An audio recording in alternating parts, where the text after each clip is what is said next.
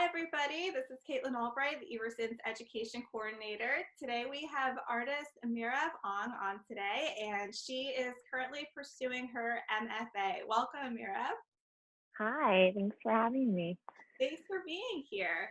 So why don't we get started by you just telling us a little bit more about yourself? What's your background? Can you tell us a little bit more about how you got interested in the arts? Sure, yeah. So very, I guess, brief life history of mine. I grew up in Sharon, Massachusetts, which is like a small town outside of Boston. And I guess growing up, I was always, dubbed that creative, like the artist one that had to do everyone's school projects. And then, but got more seriously interested in my art practice in high school. Took a lot of like continuing ed classes because my high school didn't offer any art classes really. So I would do like night classes at colleges. Um, and then, yeah, I guess when it came time to apply for college, I didn't really know what I wanted to do because I feel like it's crazy that high schoolers should know what they want to do. And my parents were really open to letting me apply to an art school as long as it was like in the context of a larger liberal arts college. Um, so I went to University of Michigan School of Art and Design for my undergrad. But before I started college, I did a gap year after high school, and I did this art seminary in Israel, which was a one-year program of like combining Jewish studies and Jewish texts with art. And that was because I also grew up religious and like with a practicing Jewish home and still practicing my Judaism. And so that gap year was a cool way to bring them together in a way that wasn't like the pressure of a classroom and like these strict laws, but how can like Judaism be expressed through art. So that was kind of like one good foundational building block that I think informed my practice early on. But yeah, I went to Michigan for art. That was an interdisciplinary program, so I kind of got my hands messy in a lot of different areas, but focused mainly on watercolors, like watercolor paintings there. Yeah, and then after Michigan, I moved to New York City with some travel in between, and then spent the past 5 years in New York, just kind of figuring out what it means to be an artist here. And yeah, slowly building community, which we can talk about more. And then deciding to get my MFA, which is kind of where I am right now. Really interesting. So can you talk a little bit more about what exactly you do as an artist? What is your body of work like? What kind of mediums do you currently work in? Are you still working with watercolors, or has that changed? Yeah, so I'm no longer working with watercolors like in my practice.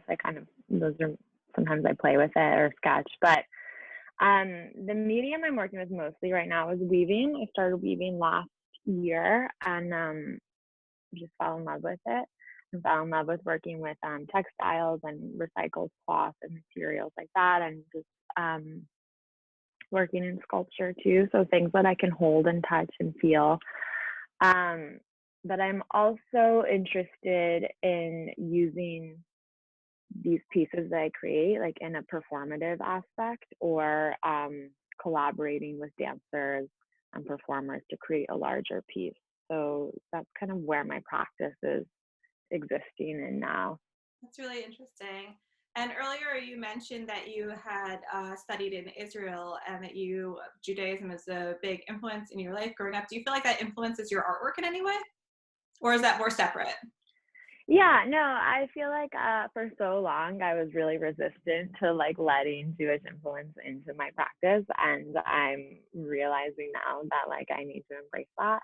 And the way that I'm learning to embrace that, I think, is figuring out how my work can kind of breathe into the spaces of tension that I have with my religion, like the spaces that feel too antiquated or too just like patriarchal, or just like what doesn't feel right for me. Like, how can I use my art practice as a way to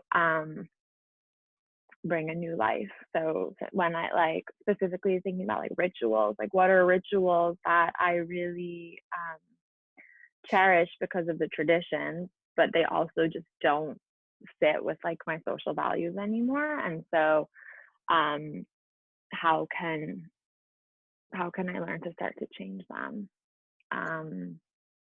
Yeah, so I think, I mean, like specifics, thinking about like just even Jewish prayers, like, and how prayer can feel so rigid, like going into a synagogue and you just say these words and there's not really like the feeling can feel so mundane. And so that's something I'm currently kind of starting to think about, is how can prayer become more embodied? Like, how can prayer be dance? How can prayer be making cloth, and how can prayer be meditation? So those are some of like the guiding questions I'm trying to think about when making my work. Wow.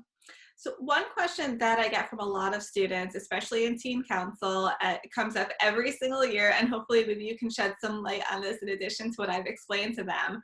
Since you are currently a working artist, can you talk a little bit about how you get your work exhibited in galleries? What is that process? Yes.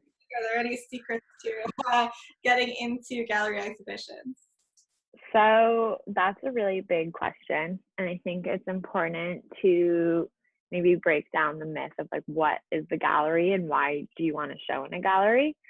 Um, so I think these days when people think about galleries and gallery representation, like being represented by a gallery, it's not as like lucrative necessarily as it was back in the day when a gallery would represent an artist, or when you have kind of these big name galleries, like the big blue chip galleries and the more successful artists that have like lucrative shows from them. You realize that it's much more of a funny game. And so what I have found to be the most successful with regards to gallery shows is finding community that either I am part of or community that I want to be a part of, like artists whose work I really resonate with, whose artists I think they're doing really cool things, and start to connect with them on either a professional or a friendly basis. Like Instagram is a really accessible way to meet new artists and connect with them in messaging, and all of the artists that I have found that I've done it with have been really receptive and wanting to connect. And I find that that's an easier way to start to either have opportunity to collaborate or opportunity to put shows together, or just kind of network in a way that feels good and not icky. That's actually something we talk about a lot in teen council. Yeah. We really stress the importance of networking and building up your own community, but to be genuine about those interactions. Nobody wants to feel like sell them something, or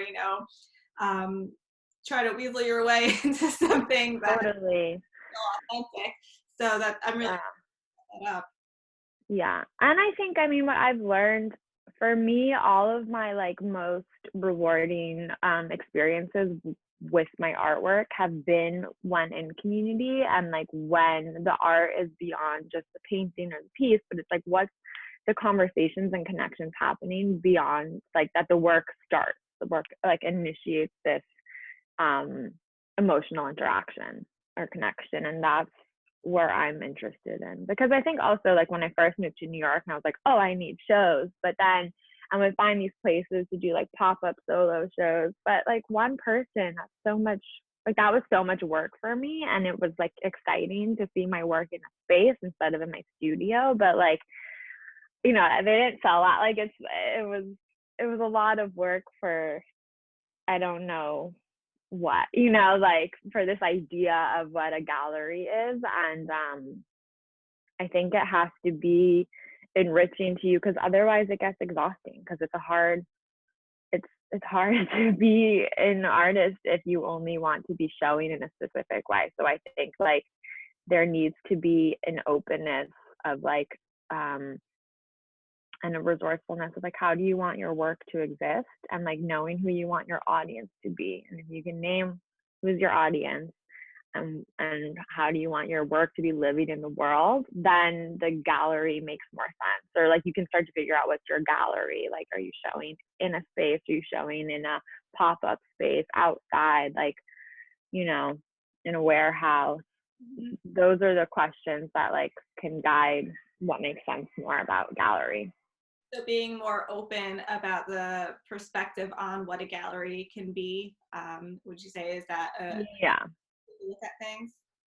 totally. And I think these days, especially in New York and in other places, like there's so many more artist-run galleries popping up. Um, and that is a much more, I think, inviting space because of just artists wanting to support artists. And that's a shift I really appreciate of like, how can we form artist community and support instead of competition? And like this scarcity of like, I need to beat you in this show. Like, That makes a lot of sense. So I wanted to talk a little bit more about the current state of affairs we have going on right now. This is something I've been asking everyone who's come on to do these interviews. Has the COVID-19 pandemic been affecting your work at all? Has it changed the way you're working? Has it influenced your thought process in any way? How is it affecting you right now? yeah, definitely. I'm not making as much in the traditional sense. Like I don't have my loom in my apartment right now, so I'm not weaving. Um, I'm yeah. My work is definitely I think a lot more in here right now, which is hard because I'm finding myself being antsy and needing an outlet. But it's also like informing my practice of listening, and listening is a big part of my practice. So just this reminder to slow down, a reminder that I don't need to be productive right now, that this is a time to really, for me, like slow down and listen. I mean, like, what is going on in this world? The world's going through this like global grief and mourning period, and that is really relevant to my practice. So I think where I am right now is trying to just observe what's happening and understand that like the themes of my practice are really relevant to this. Um, when thinking about grief and mourning, I'm thinking about especially ritual, like if people in communities can't pray in synagogue, what does it look like to now like pray on your own, and what are these like personal rituals? Um, yeah, so just slowing down, I think, has been what I've been trying to tell myself, and just to take care of myself through that way. That's, I think, really good advice and a good take to have on this because there's really only so much we can do right now. Yeah. More than that, it could just be more frustrating and more stressful. Yeah, and it's hard. I mean, yeah, totally. I think if everyone is, it's so new and uncertain, and if I've learned anything from my experiences in life, like you can't, yeah, you can't answer questions about uncertainty. You just have to like feel really safe in yourself and feel grounded in yourself, and like take deep breaths and just protect yourself. Yeah. That's really great. And I have one final question for you is what advice can you share to any high school or maybe early college students who are interested in pursuing the arts? What is something that you think they should know about going into this field? Mm. I think I think it's learning to really trust yourself, because there is a lot of doubt and uncertainty, and there's a lot of perspectives and advice that gets thrown at you. And I think that if, for me, like I've learned, if I can really trust myself and knowing that like I'm making the work I want to be making, and I know that I need this, um, it lets me filter the like different advice that gets thrown my way to know like, is this positive or negative? It lets me know that like it gives me the courage or like the motivation to push through when things are really difficult because I know I'm trying to get somewhere. So I think, yeah, if you can learn to really do what you need to do to listen to yourself and trust yourself, um, then you'll make it through. That's really great advice. I just want to say thank you again, Mira, for coming on today and talking with us. So Really refreshing to hear your perspective, and I think there are so many meaningful things that you brought up here, so hopefully that will be of value to a lot of the students who are going to be listening in. But thank you once again. you. Hope to see Good you. to talk to you. You too. It's nice to see you.